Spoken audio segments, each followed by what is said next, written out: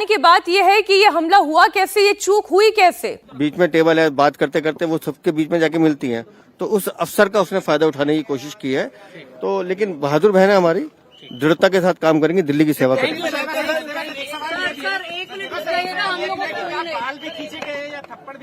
मैंने पहले भी कहा कि हाथ पकड़ कर खींचने की कोशिश की गई है। जो लोग ये कह रहे हैं थप्पड़ मारना, पत्थर मारना या क्या क्या करना, उनका कोई अपना इंटरेस्ट हो सकता है। मेरी खुद बात हुई है, उस बातचीत के आधार पर मैं कह रहा हूँ।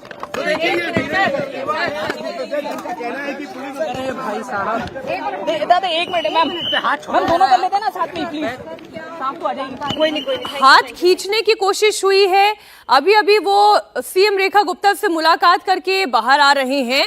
उन्होंने मीडिया से बातचीत करते हुए कहा कि रेखा गुप्ता का हाथ पकड़कर खींचतान की कोशिश हुई। इस दौरान ही उनका सिर किसी कोने से जा टकराया, उनके सिर पर मामूली चोट आई है, वो अब बिल्कुल ठीक है। शोएब रजा और इला काज़मी हमारे साथ लगातार जुड़े हुए हैं। शोएब, जो बात अभी तक समझ में आई, वीरेंद्र सचदेवा ये बता रहे हैं, जो उन्हें सीएम ने बताया कि हाथ पकड़कर खींचतान की कोशिश हुई है। प्रत्यक्षदर्शियों ने क्या देखा वहां पर? आपके जितने लोगों से बातचीत हो पाई है, आपको क्या इनपुट मिल रहे हैं, क्या जानकारी मिली है? एग्जैक्टली हुआ क्या था, कितने बजे ये पूरी घटना घटी? बिल्कुल, देखिए वीरेंद्र सचदेवा से अभी बात हो रही थी, तो ये बता रहे थे बीच में एक टेबल थी और अचानक से हमला किया गया। लेकिन वो ये कहते नजर आए कि जो हमारी मुख्यमंत्री बहन है वो बहुत बहादुर है, वो इन सब चीजों से घबराती नहीं है। साथ ही साथ उन्होंने ये भी कहा कि वो इस बात की जरूर जांच की मांग कर रहे हैं या कहेंगे कि भाई इसको राजनीतिक तौर पर किसी तरह की साजिश है क्या, इसके बारे में जो भी जांच हो सके वो जांच करके पता चलेगा। लेकिन वो उन्होंने ये कहा कि मुख्यमंत्री का कोई भी कार्यक्रम रद्द नहीं होगा। अभी 11 बजे भी एक कार्यक्रम है, तो मुख्यमंत्री वहां भी जाएगी और जो भी कार्यक्रम लगे हुए हैं वहां पर मुख्यमंत्री रेखा गुप्ता जाएगी, तमाम कार्यक्रमों में वो शिरकत करेगी। ये वीरेंद्र सचदेवा की तरफ से जानकारी दी गई। वो मीडिया से कुछ देर पहले बात कर रहे थे। तो अभी यहाँ की जो स्थिति है वो कुछ इसी तरह की है, क्योंकि गुजरात का है जो आरोपी है। मुझे शोएब एक बात बताएं जरा, हमारे दर्शकों को भी ये जानकारी दें कि इस तरह से जब जन सुनवाई होती है, सभी प्रदेशों के मुख्यमंत्री जन सुनवाई करते हैं और सीएम तक पहुंचने के लिए एक प्रोटोकॉल भी होता है। ऐसा ही नहीं कि कोई सड़क चलता व्यक्ति अचानक से दरवाजे पर पहुंचा और वो अंदर चला गया। बाकायदा उसका शिकायत पत्र चेक किया जाता है, उसकी छानबीन की जाती है, जांच की जाती है, कहीं कोई हथियार तो नहीं। स्क्रीनिंग होने के बाद फिर अंदर भेज दिया जाता है। ऐसा ही सीएम रेखा गुप्ता के साथ भी हुआ होगा। पर ये चूक कैसे हो गई? कितने लोग उस वक्त अंदर मौजूद थे? दिल्ली पुलिस से आपको क्या अभी तक इंफॉर्मेशन मिली है? देखिए मीनाक्षी, इसको इस तरह से भी आप समझ सकते हैं। कुछ वीडियोस हम देखते हैं जनसुनवाई के अलग अलग मुख्यमंत्रियों के, और खासतौर पर उत्तर प्रदेश के जो मुख्यमंत्री योगी आदित्यनाथ, जब वो जनसुनवाई करते हैं तो बहुत सारी ऐसी वीडियो सामने आती है, चाहे महिलाएं हो या जब पुरुष जनसुनवाई करते हैं, कि उनकी कुर्सियों के पीछे जब वो बैठे रहते हैं, जो अपनी शिकायत लेकर आते हैं मुख्यमंत्री के पास, तो वहाँ एक पुलिस वाला या अगर कोई महिला गई है तो वहाँ एक पुलिसकर्मी महिला खड़ी रहती है और बाकायदा वो सतर्क रहती है कि ऐसा ना हो कि जो फरियादी अपनी फरियाद लेकर आया है वो उठकर फौरन कुछ इस तरह से तमाम चीजें ना हो जाए। तो उसको लेकर सतर्कता बरती जाती है, तमाम चीजें हम देखते हैं। लेकिन क्या उस तरह की सतर्कता यहाँ पर नहीं थी, एक बड़ा सवाल है। क्या उसी तरह की जो हम जनसुनवाई में अलग अलग राज्यों में देखते हैं कि मुख्यमंत्री अगर जनसुनवाई करते हैं तो बहुत ज्यादा सतर्कता रहती है, पुलिस बाकायदा जो फरियादी है उसके साथ खड़ी रहती है कि इस तरह की घटना ना हो। तो ये तमाम चीजें जांच का विषय है कि आज किस तरह की घटना होती है। यहाँ पर महिला है मुख्यमंत्री रेखा गुप्ता जी, तो जाहिर सी बात है कि और ज्यादा चौकन्ना पुलिस को यहाँ पर रहना पड़ता है। और शोएब, उनके आगे का आज का पूरे दिन का वैसे क्या क्या कहाँ पर उनके कार्यक्रम तय हैं, वो जानकारी आप जुटाएं। मैं तब तक एक बार इला काज़मी से भी कहूंगी जरा इस इलाके को पूरा दिखाएं। क्या अभी भी भीड़ वहां पर दिखाई दे रही है? क्या अभी भी मंत्रियों का और बीजेपी के नेताओं का सीएम आवास तक पहुंचने का सिलसिला जारी है? जी बिल्कुल मीनाक्षी, मैं आपको तस्वीरों से दिखाती हूँ। देखिए ये जो रास्ता है ये काफ़ी वीआईपी इलाका भी माना जाता है, क्योंकि यहाँ पर काफ़ी ज़्यादा सुरक्षा है। यहाँ से कुछ ही दूरी पर यहाँ पर राज्यपाल का निवास है, जिसके बाद आप देखिए यहाँ पर मुख्यमंत्री निवास है, जहाँ पर अभी पुलिस ने सुरक्षा बढ़ा दी है। लगातार यहाँ पर मंत्रियों को पहुँचने का सिलसिला जारी है। कुछ देर पहले अभी परवेश वर्मा भी अंदर पहुंचे हैं। लगातार दिल्ली के नेताओं का और दिल्ली के मंत्रियों का सिलसिला यहाँ पर जारी है। मैं आपको बता दूं, ऐसे अमूमन हर रोज ही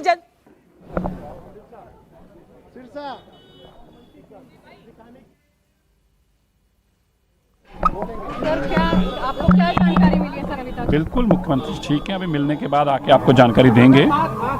अभी बात मिलके आके देते हैं वापस अभी आके वापस। मनजिंदर सिंह सिरसा अभी वहां पर पहुंचे हैं। जी इला बताएं।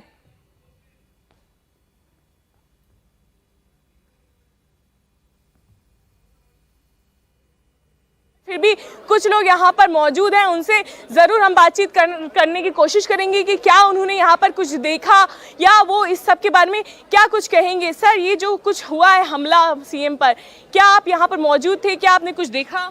एकदम प्रत्यक्ष रूप से तो कुछ नहीं देखा, लेकिन एकदम जैसे हल्ला मचा तो सबके सब वहीं देख रहे थे। लेकिन जो हुआ वो बहुत दुर्भाग्यपूर्ण है। हमें बिल्कुल आशा नहीं थी कि ऐसा कभी कुछ होगा। कितने लोग होंगे उस समय? अंदर लगभग 200-250 आदमी थे। रोज ऐसी तरह से सुनवाई होती है? जी, बहन जी तो अपनी पूरी तरह से सुनवाई करती हैं और सब लोगों के साथ सामने एकदम फेस टू फेस सुनवाई चलती है। ठीक है, आप भी यहाँ पर अपनी बात रखने के लिए पहुंचे हुए थे? हाँ जी। तो क्या आपने हमला होते हुए देखा या आप वहाँ पे थे? दूर थे, हम पीछे थे। तो क्या हुआ था उस समय? काफी डिस्टेंस था, एग्जैक्टली देखा नहीं हमने वहाँ पे क्या। ठीक, इला लेकिन बने उसके रहे बाद हमारे क्या साथ। कुमार सोनू और शोएब रजा भी जुड़े हुए हैं। शोएब, आप पहले ये जानकारी दे दें, जैसा वीरेंद्र सचदेवा कह रहे थे सीएम से बात करने के बाद, वो ये बता रहे थे कि सीएम बहुत मजबूत हैं और थोड़ा सदमा जरूर उन्हें लगा, थोड़ा शौक जरूर लगा, लेकिन वो अपने दिन भर के कामकाज निपटाएंगे। तो आज का उनका पूरा रूटीन क्या रहने वाला है, दिनचर्या क्या रहने वाली है?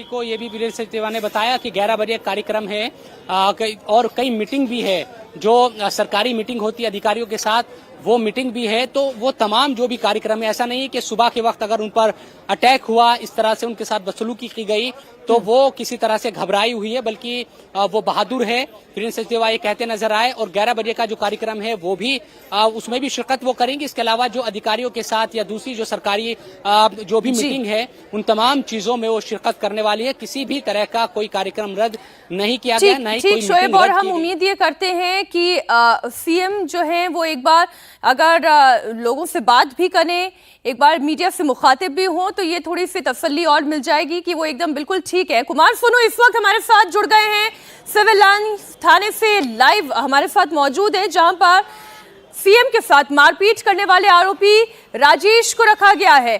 कुमार, अब आप जानकारी दें, इस वक्त कहां रखा गया है इस आरोपी को, क्या क्या पूछताछ हो रही है, क्यों उसने इस घटना को अंजाम दिया, पूरा ब्यौरा दें।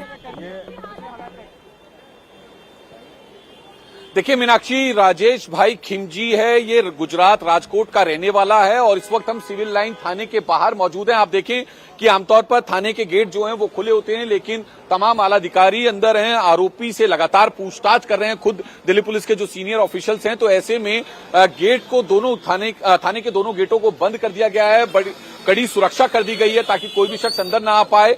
फिलहाल इस वक्त लगातार पूछताछ की जा रही है। खुद जो दिल्ली पुलिस कमिश्नर हैं वो पूरी घटना की जानकारी जो है दिल्ली पुलिस के अधिकारियों से ले रहे हैं और माना जा रहा है, जो हमारे पास खबर आ रही है कि वो ये कि Delhi police commissioner SBK Singh जो हैं वो मुख्यमंत्री आवास भी पहुंच सकते हैं और कुछ देर बाद सिविल लाइन थाने भी आ सकते हैं। तो अभी बस इंतजार है और अभी लगातार हम दिल्ली पुलिस के जो टॉप ऑफिशियल्स हैं उनके संपर्क में हैं। लगातार उनका ये कहना है कि अभी पूछताछ की जा रही है, आखिर उसका मकसद क्या था, मंशा क्या थी, क्या सिर्फ चोट पहुंचाना था या जान पर हमला, ये तमाम ऐसे सवाल हैं जिनको लेकर पूछताछ की जा रही है। लगातार उससे पूछताछ हो रही है। दरअसल जन सुनवाई चल रही थी मीनाक्षी, उस जन सुनवाई के दौरान ये राजेश भाई खिमजी जो राजकोट गुजरात का रहने वाला है, ये एक पेपर लेके मुख्यमंत्री के नजदीक पहुंचा। तमाम जो सुरक्षा कर्मी थे उन्हें ये लगा कि शायद ये भी जन सुनवाई में आया एक फरियादी है जो कि अपनी शिकायत लेकर या अपनी दरख्वास्त लेकर मुख्यमंत्री से मिलना चाहता है। जिसके बाद वो नजदीक पहुंचा और जैसे ही उसने मुख्यमंत्री के पास पहुंचा तो उसने मुख्यमंत्री को पकड़कर खींचा, जिसकी वजह से बताया जा रहा है कि उनका सिर जो है टेबल में लगा, बाल पकड़कर खींचने की कोशिश की और थप्पड़ मारने की भी कोशिश हुई। ये तमाम चीजें हैं। फिलहाल आधिकारिक तौर पर अभी तक दिल्ली पुलिस का कोई बयान इसमें नहीं आया है, लेकिन आरोपी को गिरफ्तार कर लिया है। सिविल लाइन थाने में एफआईआर दर्ज की जा रही है, एफआईआर का कंटेंट लिखा जा रहा है और तमाम जो बीएनएस की धाराएं हैं, जो भी कंसर्न धाराएं हैं वो लगाई जा रही हैं, क्योंकि मामला मुख्यमंत्री से जुड़ा हुआ है, उनकी सुरक्षा से जुड़ा हुआ है, काफी संवेदनशील मामला है और ऐसे में दिल्ली में कुमार और मुख्यमंत्री बहुत अप्रोचेबल भी हैं।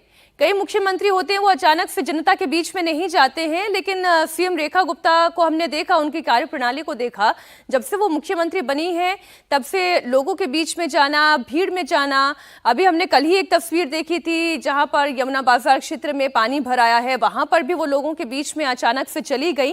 तो बड़े अप्रोचेबल मुख्यमंत्री हैं और आगे भी यही उनका तौर तरीका रहेगा। ऐसे में किस किस स्तर पर सुरक्षा के लिए दिल्ली पुलिस को चाक चौबंद रहना है, क्योंकि एक बड़ा सवाल दिल्ली पुलिस पर खड़ा हो रहा है कि उनके रहते ये घटना कैसे अंजाम दे दी गई। आप बने रहे हमारे साथ। लगातार रिएक्शन जो है इस वक्त सीएम आवास के बाहर से आ रहे हैं, क्योंकि तमाम नेता और दिल्ली सरकार में मंत्री उनसे मिलने के लिए, सीएम से मिलने के लिए पहुंच रहे हैं। तो जरा कुछ रिएक्शंस आपके सामने रखते हैं। नहीं, मुख्यमंत्री अभी कैसी तबीयत है, कैसी हालत है पहले? ये हमला दुर्भाग्यपूर्ण है और पुलिस जांच कर रही है और मुख्यमंत्री साहसी हैं, लगातार वो दिल्ली की जनता के लिए काम कर रही हैं। मैं समझता हूं कि वे अपने काम पर जल्द लौटेंगी। क्या आपकी सीएम से बात हुई? सीएम से बात हुई सर? अभी जांच चल रही है, जांच चल रही है। सीएम से बात हुई? अभी जांच चल रही है। क्या चोट भी आई है, क्या कह रही हैं? अभी जांच चल रही है।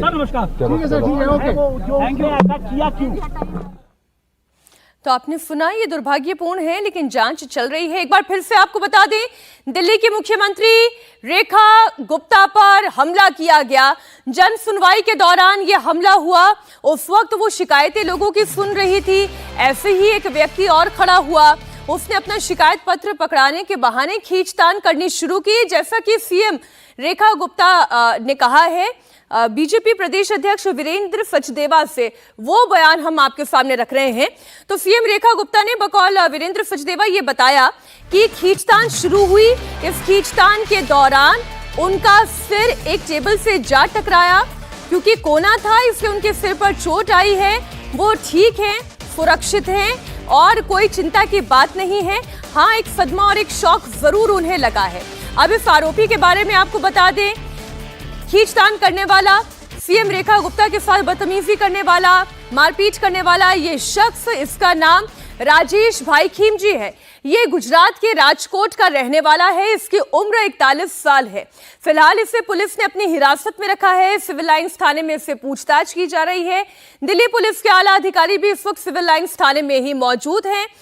जो एक शक जताया जा रहा है कि क्या इसके पीछे कोई राजनीतिक षड्यंत्र हो सकता है। अभी थोड़ी देर पहले आपने दिल्ली सरकार के मंत्री को सुना, उन्होंने कहा कि ऐसा लगता है कि इसके पीछे कोई राजनीतिक षड्यंत्र हो सकता है। अब ये व्यक्ति अकेला यहीं दिल्ली का रहने वाला है या ये स्पेशली गुजरात के राजकोट से यहाँ पर आया था, शिकायत देने के बहाने एक षड्यंत्र के साथ यहाँ पर खड़ा हुआ था, इस पर पूरी जानकारी जुटाई जा रही है। इस बीच बड़ी खबर आपको बता दें, दिल्ली के आला अधिकारियों से घटना की जानकारी ली गई है। दिल्ली पुलिस कमिश्नर ने पूरी घटना की जानकारी ली है। कुमार सोनू हमारे साथ जुड़े हुए हैं। कुमार, क्या जानकारी आ रही है दिल्ली पुलिस के हवाले से? देखिए, Delhi police commissioner SPK Singh ने अभी जो है तमाम जो दिल्ली पुलिस के आला अधिकारी हैं, जिसमें special CP law and order और जो ज्वाइंट सीपी हैं नॉर्दर्न रेंज के मधुर वर्मा, उनसे बात की है और उनसे पूरी घटना की जानकारी ली है। पूरा ब्यौरा मांगा है शख्स के बारे में भी और घटना के बारे में भी, और खासतौर पर मुख्यमंत्री के स्वास्थ्य को लेकर, क्योंकि जिस तरह से हमला हुआ तो पुलिस कमिश्नर ये जानना चाह रहे थे कि उन्हें कोई चोट तो नहीं आई। फिलहाल तमाम जो जानकारी है वो आला अधिकारियों ने ने पुलिस कमिश्नर एसबीके सिंह से साझा की है। अब जो पुलिस कमिश्नर है उनका सख्त आदेश है कि आरोपी के खिलाफ सख्त कार्रवाई होनी चाहिए। फिलहाल मुकदमे दर्ज किया जा रहा है और आरोपी से लगातार पूछताछ की जा रही है। जो हमारे पास खबर आ रही है वो ये भी है कि Delhi police commissioner SBK Singh मुख्यमंत्री आवास भी पहुंच सकते हैं और सिविल लाइन थाने भी आ सकते हैं, जहां पर आरोपी से पूछताछ हो रही है। तो पहले वो जो है मुख्यमंत्री आवास पहुंचेंगे, जहां पर वो खुद मुख्यमंत्री रेखा गुप्ता से मिलेंगे और उसके बाद जो है वो सिविल लाइन थाने आ सकते हैं, जो कि जहां पे आरोपी को रखे उससे पूछताछ की जा रही है। तो ये बड़ी खबर है और पुलिस के ऊपर जो है लगातार कई सवाल हैं कि आखिर जेड कैटेगरी की सुरक्षा होने के बावजूद भी दिल्ली की एक निर्वाचित मुख्यमंत्री के ऊपर कोई इस तरीके से हमला कर सकता है और किसी को भनक तक नहीं लगती। अंदर जब भी मुख्यमंत्री आवास में कोई जाता है तो पूरी अच्छे से उसकी तलाशी होती है, उसका बैकग्राउंड तक देखा जाता है। लेकिन ऐसे में एक शख्स आया, क्या बैकग्राउंड चेक किया गया था, क्या तलाशी हुई थी, क्या प्रॉपर स्क्रीनिंग हुई थी? आप बने रहे हमारे साथ। दिल्ली की सीएम रेखा गुप्ता पर जिस वक्त अटैक किया गया उस दौरान जन सुनवाई चल रही थी और जन सुनवाई के दौरान बहुत लोग वहां पर मौजूद थे। उन सबके बीच आरोपी रेखा गुप्ता के पास पहुंचा और उन पर हमला किया। इस दौरान वहां पर क्या क्या हुआ था, चश्मदीदों ने क्या देखा, क्या सुना, पूरा बयान आप देखिए। मैं इस बार दिल्ली सीएम के घर के बाहर हूँ। कुछ देर पहले ही जब से खबर आई कि मुख्यमंत्री पर हमला हुआ है, तब से यहाँ पर सुरक्षा को बहुत ज्यादा बढ़ा दिया गया है। जो बैरिकेड है वो लगाए गए हैं और ट्रैफिक को भी रोक दिया गया है इस रास्ते पर आने से। कुछ जो महिलाएं अंदर थी, जन सुनवाई में भी आज आई थी। एक मैडम हमारे साथ है। आपने क्या देखा अंदर, क्या चीजें थी? अगर प्लीज थोड़ा सा शॉर्ट में आप बता सकें। इंस्टेंट ही रिएक्शन था, वो तो सबसे अच्छे से मिल रही थी और सबका काम इंफ्रास्ट्रक्चर लोग कर रहे थे। हम भी मिलने ही आए थे, तो वो वैसे भी सबका करती है, हम लोग मिलते रहते हैं। क्या हुआ फिर अचानक? वो अचानक से ही, मैं आपको वही बता रही हूँ ना कि इतना इंस्टेंट था कि पुलिस वालों ने उसको उठाया और बहुत मारा और इंस्टेंट ले गई। मतलब क्या, अगर ये बता सके, सीएम सिक्योरिटी, अगर ये बता सके आप कि किस तरह का दिखने वाला शख्स था, उम्र क्या, कुछ जहन में है इस तरह से? नहीं, उसको तो बहुत पिटाई करी। अच्छा। और इतने में जितने में हम पलटे उसको उठाया और बाहर उसने आगे की तरफ बढ़ने की कोशिश की। सीएम साहब वो तो साथ ही बैठे थे ना पहले। अच्छा। जैसे वो सबसे 1 to 1 मिलती है वो मिल रही थी। अच्छा। बकायदा जन सुनवाई चल रही थी और बहुत अच्छी चलती है। अच्छा। जी। तो अचानक उसने आगे बढ़कर अटैक किया। हाँ जी जी। और तभी उसको पकड़ लिया गया। हाँ, पकड़ के पुलिस स्टेशन ले गए डीसीपी। और ये जो सीएम की सिक्योरिटी है ये बहुत अच्छी थी, जो इंस्टेंट उठा के। तो देखिए, जो महिलाएं आई थी सीएम आज की जन सुनवाई में, उनकी तरफ से बताया जा रहा है कि अचानक से उन पर अटैक किया गया और फौरन पुलिस ने पकड़ लिया और फिर उसको गिरफ्तार कर लिया गया है। वो जनसभा लगा था, उसमें कोई महिला थप्पड़ मार दी है, वो गलत चीज हुआ है। देखिए, हम उत्तम नगर से आए हैं। सीवर के कंप्लेंट शैलेंद्र कुमार, उस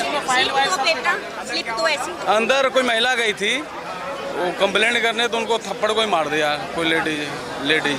वो गलत हुआ है सर, जो भी हुआ है गलत हुआ है। हम लोग अपना सुनवाई करने के लिए आ रहे हैं, ये और यहाँ पे समस्या और औरों के लिए हम कितना दूर से आए हैं उत्तम नगर से। तो मैम बहुत अच्छी तरह से सबकी शिकायतें सुनती हैं, उन समस्याओं का हल करती हैं। हमारी भी थार गाड़ी चोरी हो गई थी और मेरे फाउंडेशन को किसी प्रकार का किसी भी तरह से सहयोग नहीं मिलता, तो मैं बहुत उम्मीद लेकर आई थी, लेकिन आते ही पता चला और बहुत दुख हुआ। मैं लाइन में लगा हुआ था, बिल्कुल करीब था। मैंने देखा वो बिल्कुल गंदे कपड़े, शराबी की हालत, हाथ में कुछ कागज ले रहा था। वो डायरेक्ट वो अटैक करने को आया।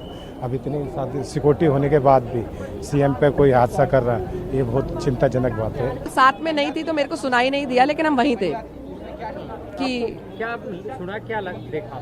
नहीं, वो अपनी कोई बात बता रहे थे। एकदम बात बताते वक्त वो अभी बात ही हो रही थी, उन्होंने एकदम थप्पड़ मार दिया, जो कि गलत है। 10-15 लोग थे, अपनी लाइन में लगे हुए थे और वो व्यक्ति यहीं से घुसा है लाइन से। हम लोग खुद उनको देखेंगे, लेकिन ये बहुत गलत हुआ है। रीजन पता है क्यों मारा? नहीं, वो अंदर हुआ था, हम लोग लाइन में थे। वो अब उसको पकड़ लिया गया। हाँ, वो पकड़ लिया गया। सामने बात है, अंदर से उनको निकाल कर फिर थाने ले जाया गया। ये बहुत ही बेहद दुखदायी घटना है कि इतने प्रशासन होने के बावजूद वो आखिर अंदर कैसे गए। बताया जा रहा है कि ये तो उन्हें कागज डॉक्यूमेंट लेकर वो गए थे मुख्यमंत्री के पास। ये बहुत बड़ी बात है। हमारे एक अचानक हुआ, एक आदमी को अंदर से लाया गया, मैडम पे हमला कर दिया। जो भी किया उसने गलत किया मैडम के साथ। बड़ी खबर आपको बता दें, सिविल लाइंस थाने में इस वक्त आरोपी से पूछताछ चल रही है। दिल्ली के सीएम रेखा गुप्ता पर हमला करने वाले हमलावर से इस वक्त सिविल लाइन्स थाने में पूछताछ की जा रही है। हमलावर रेखा गुप्ता की जन सुनवाई में आया था और सीएम के ऊपर उसने हमला करने की कोशिश की, खींचतान हुई और इसी दौरान सीएम के सिर पर मामूली चोट आई है। हमलावर राजेश भाई खिमजी गुजरात के राजकोट का रहने वाला है, उम्र 41 साल है। उसने ये हमला क्यों किया, क्या इसके पीछे कोई राजनीतिक षड्यंत्र तो नहीं, हर एंगल से मामले की जांच की जा रही है। दिल्ली की मुख्यमंत्री रेखा गुप्ता पर आज सुबह सुबह हमला हुआ। यह अटैक उस वक्त हुआ जब रेखा गुप्ता अपने आवास पर जन सुनवाई कर रही थी। हमलावर को पुलिस ने हिरासत में ले लिया है। इस बीच बड़ी खबर यह है कि दिल्ली पुलिस रेखा गुप्ता पर अटैक करने वाले से लगातार पूछताछ कर रही है। पूछताछ में हमलावर ने अपना नाम राजेश खिमजी सक्रिया बताया है। आरोपी राजकोट का रहने वाला है। आरोपी की उम्र 41 साल है। रेखा गुप्ता पर हमला करने के बाद बीजेपी नेता और दिल्ली सरकार के मंत्री लगातार उनके घर पहुंच रहे हैं। इस वक्त इला कासमी हमारे साथ सीएम आवास के बाहर से ही जुड़ी हुई हैं। दिल्ली सरकार के तमाम मंत्री यहां पर पहुंच रहे हैं। जी इला बताएं।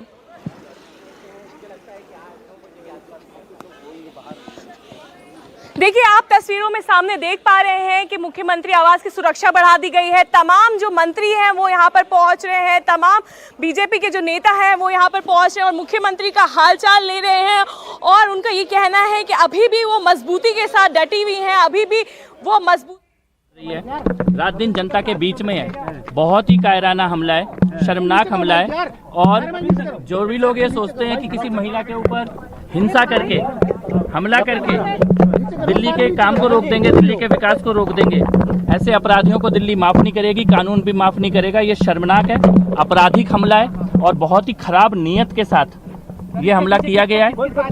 एक महिला जो रात दिन सेवा कर रही है दिल्ली की, रात दिन जनता के बीच में है, रात दिन केवल और केवल दिल्ली के लिए काम कर रही हैं। क्या दुश्मनी हो सकती है किसी की? किस नीयत के साथ ये हमला किया गया है? बहुत ही शर्मनाक है, बहुत ही निंदनीय है और इसे माफ नहीं किया जा सकता।